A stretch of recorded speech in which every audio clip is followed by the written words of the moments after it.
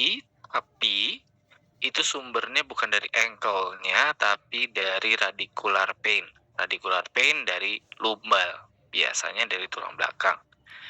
Kemudian untuk prevalensinya, 15% biasanya orang dewasa, kemudian 37% di usia 45 tahun ke atas, serta untuk prevalensi foot and ankle, wanita biasanya lebih banyak daripada laki-laki. Nah, terus kondisi yang sering, salah satunya adalah plantar fasciitis. Kira-kira hampir tiap 2 juta orang per tahun itu ada yang mengalami plantar fasciitis. Kemudian 23.000 ankle sprain ini di US terjadi tiap hari. Terus ada lateral ankle sprain,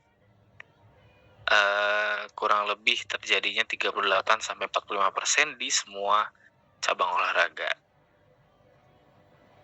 Oke.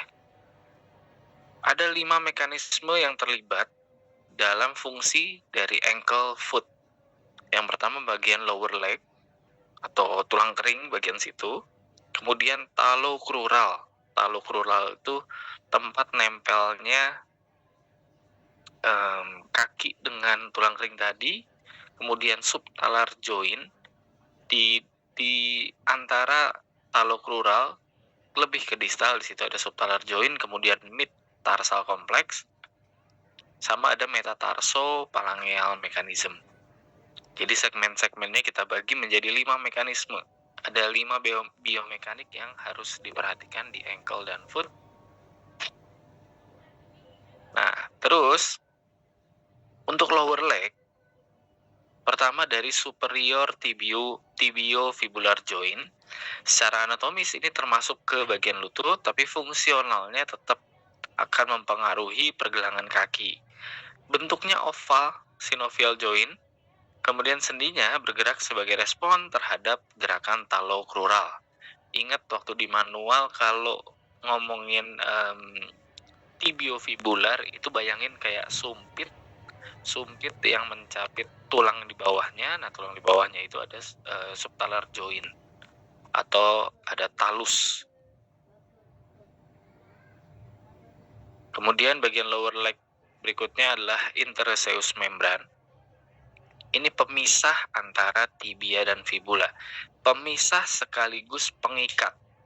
Jadi sering juga dijumpai adanya jadi kalau pas bayangannya ini, interosseous membrane itu kayak ligamen yang mengikat. Itu sering banget masalahnya adalah ada sobek. Kemudian setelah sobek jadinya laxity, jadinya kendor. Nah, kalau udah kendor, sumpit yang tadi yang nggak bisa mencapit tulang yang ada di bawahnya. Terus tugasnya itu sebagai membatasi atau kompartemen di bagian kaki bawah, kemudian sebagai perjalanan saraf sama pembuluh darah juga. Ketika cedera maka akan mempengaruhi fungsi dari saraf, pembuluh darah. Kemudian untuk tugas berikutnya adalah transfer beban kurang lebih 30% dari tibia ke fibula. Jadi mungkin kalian pernah dengar kalau fibulanya fraktur, fibulanya aja kita tetap masih bisa jalan. Nah, karena beban tubuh kita itu ditopang 70%-nya oleh tibia, 30%-nya oleh fibula. Nah, tugas siapa yang ngebagi 30-70 itu interosseous membrane. Berikutnya ada distal tibiofibular joint. Nah, jadi syndesmosis itu ada di ujungnya dari tibia sama fibula. Ada bagian ligamennya, ada bagian depan sama belakangnya itu ada anterior talofibular ligament sama posterior talofibular ligament atau sering disingkat ATFL, PTFL. Nah, ini ligamen yang paling sering cedera, paling sering sprain, keseleo, ini sprain ankle. Kemudian ada talocrural joint. Nah, talocrural joint ini tugasnya adalah supaya tibia bisa bergerak terhadap kaki. Kendala utamanya dari struktur tulang ini ligamen. Ligamen itu fungsinya sebagai stabilitas. Begitu ada masalah jadinya kendor. Terus subtalar mechanism. Subtalar mechanism tugasnya sebagai stability tapi juga sebagai shock absorption. Ada alasannya kenapa bentuk kaki kita tuh cenderung kayak gini. Jadi ketika ada beban dari atas, otomatis kakinya juga akan kedorong ke bagian belakang maupun ke bagian depan. Sehingga beban yang diterima dari talokrural atau di bagian sini itu tidak terlalu besar atau ada shock breaker-nya dulu. Masalahnya adalah gimana pada orang yang kakinya flat. Begitu kena beban, let's say dia lari, injak sesuatu, akhirnya beban yang didapatkan di talokrural sini, bebannya besar. Akhirnya gampang banget nih cedera. Sesimpel cedera pada calf muscle, gastroc sama soleusnya. Tibialis anteriornya lemah. Gitu. Nah, jadi flat foot itu masalahnya lumayan ngerembet kemana-mana. Terus fungsi talus juga itu sebagai torsi bagi internalnya untuk rotasi tibia sama calcaneus. Terus ada anterior posterior STJ-nya. Ini dibungkus. Jadi di bagian depan sama bagian belakang dari subtalar joint ini dibungkus oleh kapsul ligamen atau sebuah sinovial membran. Ini juga sering cedera pada pasien-pasien sprain ankle. Berikutnya untuk fungsi sebagai triplanar joint ada inversi, eversi, abduksi, aduksi sama ketika ada gerakan jinjit, gerakan ketika kita berjalan di permukaan atau jalan yang menanjak, menurun. Nah, ini kerjanya, bebannya itu besar banget di subtalar joint. Terus mid tarsal kompleks ada calcaneocuboid, ada talonavikular, ada cubonaviculo cuneiform joint. Sendi-sendi kecil tugasnya sama. Selain dia shock absorber, dia mendistribusikan beban supaya ketika ada dorongan dia bakal kedorong ke bagian depan, kemudian ke bagian belakang ke calcaneus, sehingga beban yang diterima di bagian tengah itu tidak terlalu besar. Jadinya nggak kaku, nggak gampang patah. Nah, bayangkan kalau tulang-tulang ini disambung. Bentuknya kenapa nggak kepisah-pisah kayak gini? Kenapa bentuknya nggak langsung aja lurus gitu menyatu? Efeknya, dampaknya adalah ketika kita berjalan, kita jadi cenderung kaku nih. Jadi pasien post operatif itu di sini bakal mengalami kekakuan. Oke, nah terus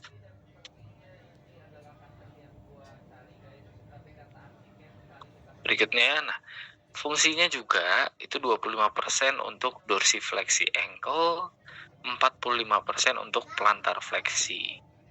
Kemudian metatarsal joint ini juga ketika inversi itu jadinya close pack, tapi ketika eversi justru malah mobile atau MLPP-nya. Nah, berikutnya heel atau calcaneus. Tumit sendiri itu ditutup, diselubungi oleh kulit sama lemak subkutan yang tebal, kenyal, tapi pada bagian luarnya teksturnya cenderung keras. Kayak apa? Kayak kulit jeruk. Nah, bantalannya sendiri itu lemak sebenarnya, tapi isinya itu fibroelastik. Jadi fungsinya again mirip kayak diskus. Jadi untuk sebagai bantalan atau pad. Nah, ketebalannya ini itu juga penting banget untuk ngejaga bebannya supaya nggak gampang menciderai pada bagian plantar, pada bagian calcaneal. Terus untuk kapasitas menyerap lemak seiring bertambahnya usia maka akan menurun atau degeneratif. Gimana caranya memfokuskan lemak untuk ada di heel? Nah, itu belum kita ketahui. Siapa tahu ada yang nemuin latihannya caranya untuk menambah lemak di bagian heels misalkan. Itu bakal berguna banget. Tapi sampai sekarang belum ketemu. Nah, terus kita bahas tentang locomotor system. Itu dibagi menjadi 4 kuadran. Yang pertama ada dorsomedial, dorsolateral, kemudian posterolateral, sama posteromedial. Untuk locomotor system sendiri, yang pertama dorsomedial quadrant itu ada tibialis anterior, kemudian ada extensor hallucis longus, sama deep peroneal nerve. Untuk anterior dorsolateral quadrant ada extensor digitorum longus, ada peroneus tertius, kemudian ada superficial peroneal nerve untuk mempersarafinya. By the way, inget yang di UTS yang pada nggak hafal otot posisi kontraksinya apa, stretchnya apa, hati-hati. Yang gini-gini kalian hafalin ya, karena sering banget keluar. Terus kuadran yang ketiga ada posterolateral kuadran, itu peroneus longus sama brevis. Kemudian posteromedial kuadran ada tibialis posterior, kemudian ada flexor digitorum longus sama hallucis longus. Ini ada tugas-tugasnya. Nah, sarafnya sendiri ini dua-duanya dipersarafi oleh tibial nerve. Ini ada tugas-tugasnya. Untuk hallucis longus ada untuk nekuk jempol ke bawah. Kemudian untuk flexor digitorum longus itu untuk fleksi ke arah bawah semua sekaki-kakinya. Tibialis posterior itu sebagai eccentric stabilizer untuk subtalar kompleks ketika gerakannya pronasi saat weight bearing. Nah, mekanisme yang ini nih itu paling sering terjadi ketika gerakan apa? Paling simpel adalah ketika berjalan. Tapi beban yang paling besar kita dapatkan ketika landing. Ketika landing bebannya sangat besar. Tapi yang paling jadi masalah adalah ketika beban yang besar kita dapatkan terus-menerus. Seperti saat kita lari. Bayangkan pada pasien flat foot, beban kerja dari tibialis posterior maka akan semakin besar. Oke, ini tulang-tulangnya. Kita skip aja.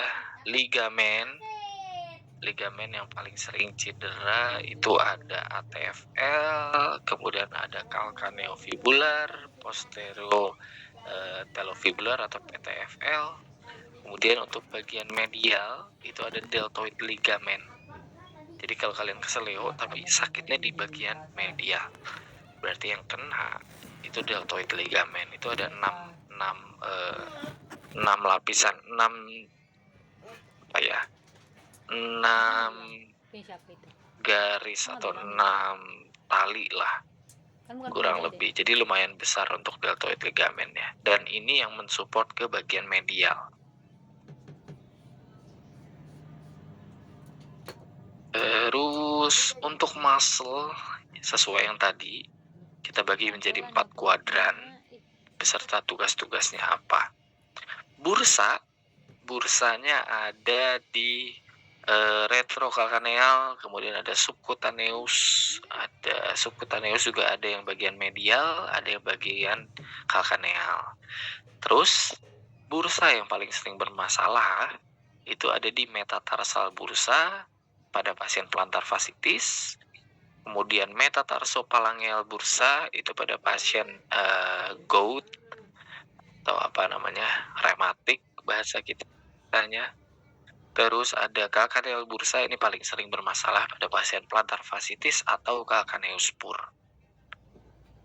Dan bantalannya tebal-tebal ya di kaki itu. Beda sama di shoulder, beda sama di hip. Terus untuk divisinya kita bagi jadi 3 kaki, itu kita bagi menjadi 3 bagian. Ada bagian belakang, tengah sama depan. belakang itu ada calcaneo sama talus. Bagian tengah ada navicular, cuboid, sama cuneiform. Cuneiformnya ada 3. Terus bagian depan itu ada metatarsal sama jari atau palang. Jadi kalau kita bilang jalan menggunakan forefoot, misalkan kita minta coba pasiennya jalan menggunakan forefoot, berarti jalan menggunakan bagian ini. Atau kita nyebutnya jalan jinjit.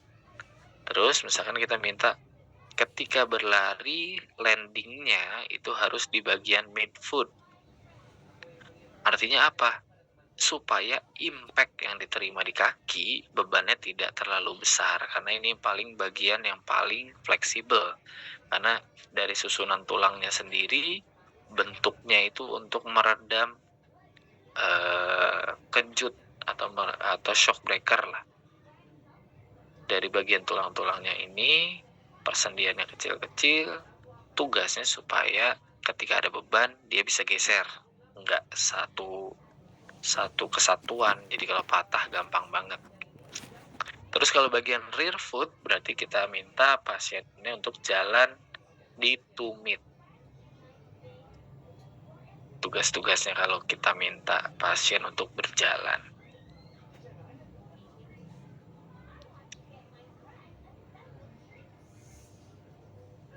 Oke, siapkan catatan, ini kondisi-kondisi yang sering terjadi pada ankle.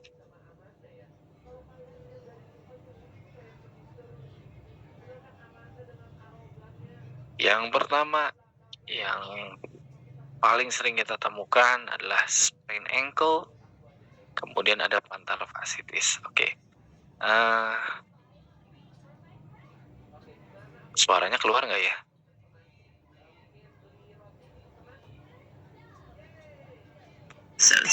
This injury is classically observed as an inversion injury at the ankle and subtalar joint of the foot.